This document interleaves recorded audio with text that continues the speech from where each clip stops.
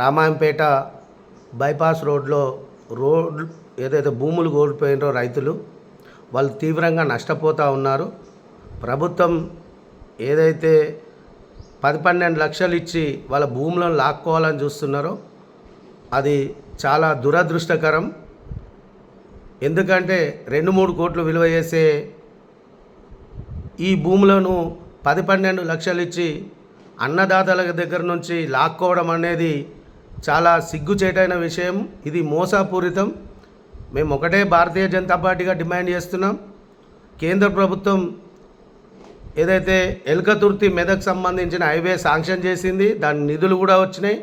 ఆ రోడ్డు కూడా పూర్తి కావచ్చింది. రామాయంపేట బైపాస్ రోడ్డు ఆగిపోయింది, సంవత్సర కాలం నుంచి ఆగిపోయింది. రైతులు ఆందోళన చెందుతూ ఉన్నారు, రైతులు బాధపడుతూ ఉన్నారు. రైతుల యొక్క ఆవేదనను కలెక్టర్ దృష్టికి, ఎమ్మెల్యే దృష్టికి కూడా తీసుకుపోవడం జరిగింది.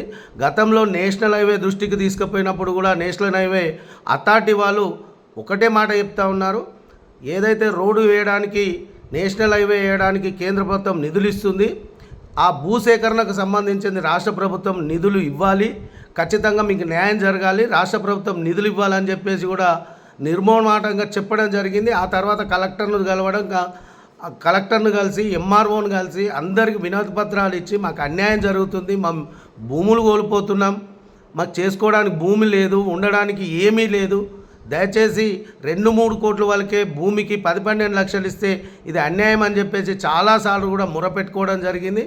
స్థానిక ఎమ్మెల్యేని మేము ఒకటే డిమాండ్ చేస్తూ ఉన్నాం, మీరు స్థానిక ఎమ్మెల్యే, మీరు ప్రభుత్వంలో ఉన్నారు, మీ రాష్ట్ర ప్రభుత్వం ద్వారా, మీ కన్సర్న్ మినిస్టర్ ద్వారా, మీ ముఖ్యమంత్రి ద్వారా రామాయంపేట బైపాస్కు సంబంధించి 2-3 కోట్ల రూపాయల ఎకరాకు ఉంటుంది. ఈ విషయాన్ని వాళ్ళ ప్రభుత్వం దృష్టికి తీసుకుపోయి నష్టపోయిన రైతులకు వెంటనే ఎమ్మెల్యే గారు ఖచ్చితంగా పరిహారం ఇప్పించడంలో ముందుండాలి. మీరు పరిహారం ఇప్పియాలి. ఎందుకంటే తీవ్రంగా నష్టపోతున్న రైతులకు బాధ్యత వహించవలసింది కూడా మీరే స్థానిక ఎమ్మెల్యే. మీరు తప్పించుకోవడం, తిరగడం అనేది ఇది భావ్యం కాదు, మంచి పద్ధతి కూడా కాదు. రైతులు మీ దగ్గరకు వచ్చినప్పుడు నేను విన్నా, రైతులు నాతో చెప్పారు, ఈ స్థానిక ఎమ్మెల్యేను కలవండి, ఇది రాష్ట్ర ప్రభుత్వ పరిధిలోని అంశం అని చెప్పినప్పుడు మీరు తప్పించుకొని తిరుగుతూ ఉన్నారు, ఇది నేషనల్ హైవేకి సంబంధించి నేను ఏం చేయలేనని చెప్తా ఉన్నారు. ఇది మంచి పద్ధతి కాదు. ఎందుకంటే నేషనల్ హైవేస్ ఎక్కడ ఉన్నా కానీ కేంద్ర ప్రభుత్వం శాంక్షన్ ఇస్తుంది, దాన్ని పూర్తయ్యే వరకు బాధ్యత తీసుకుంటుంది. కానీ అక్కడి నుంచి రోడ్లు వెళ్ళేటప్పుడు ఏదైతే ఉందో ఆ భూములు కోల్పోయిన రైతులకు నష్టపరిహారం ఇవ్వాల్సింది రాష్ట్ర ప్రభుత్వం. అక్కడ ఉన్న స్థానిక ఎమ్మెల్యే చొరవ తీసుకోవాలి, కలెక్టర్తో మాట్లాడాలి, కన్సర్న్ మినిస్టర్తో మాట్లాడి రైతులకు న్యాయం జరిగేటట్టు చేయాలి. కానీ తప్పించుకొని పోవడం అనేది ఇది బాధ్యతారాహిత్యం, ఇది మంచి పద్ధతి కూడా కాదు.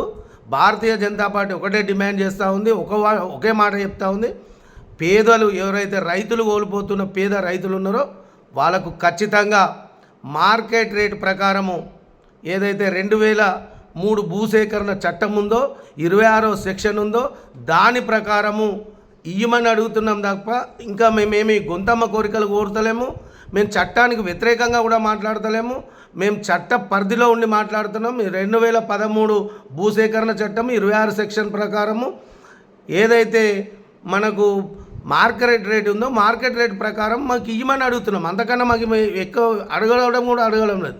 మేము ఒకటే అడుగుతూ ఉన్నాం, ఈ 2-3 రోజులలో కలెక్టర్ అధ్యక్షతన ఒక కమిటీ వేయాలి, ఆ భూములకు సంబంధించిన సర్వే చేయాలి, ఆ భూముల్లో ఎంతమంది కోల్పోతున్నారు, కోల్పోయే రైతులకు మార్కెట్ రేట్ ఏముంది, దాని ప్రకారం నష్టపరిహారం చెల్లించాలి. చెల్లించినట్టయితే ఎట్టి పరిస్థితిలో రామాయంపేట ప్రజలు రైతుల పక్షాన నిలబడతారు.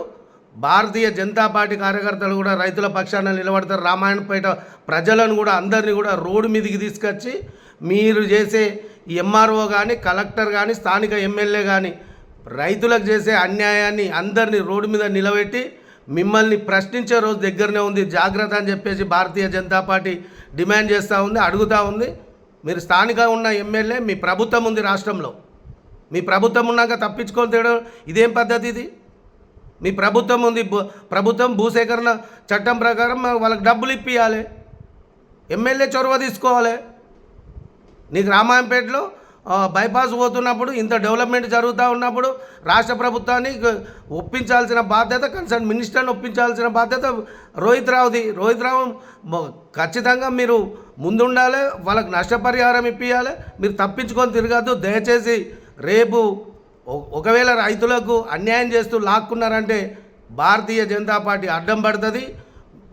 ఆ రైతులకు నష్టపరిహారం చెల్లించే వరకు కూడా రాష్ట్ర ప్రభుత్వం మెడలు వంచి ఖచ్చితంగా రైతులకు రావాల్సిన రూపాయి అనా పైసతో సహా వాళ్ళకు మార్కెట్ రేటు ప్రకారం రావాల్సిన ప్రతి రూపాయిని ఇప్పించే బాధ్యత భారతీయ జనతా పార్టీ తీసుకుంటుందని చెప్పేసి ఈ సందర్భంగా తెలియజేస్తూ స్థానిక ఎమ్మెల్యే గారిని డిమాండ్ చేస్తూ ఉన్నాం, అడుగుతూ ఉన్నాం, విజ్ఞప్తి కూడా చేస్తూ ఉన్నాం. మీరు మా ఎమ్మెల్యే, మా రైతులకు నష్టం జరుగుతుంది కాబట్టి మీరు సానుకూలంగా స్పందించాలి, వారి కోసం కష్టపడాలి, వారికి నష్టపరిహారం ఇప్పించాలని చెప్పేసి భారతీయ జనతా పార్టీ డిమాండ్ చేస్తుంది. భారత్ మాతాకి జై.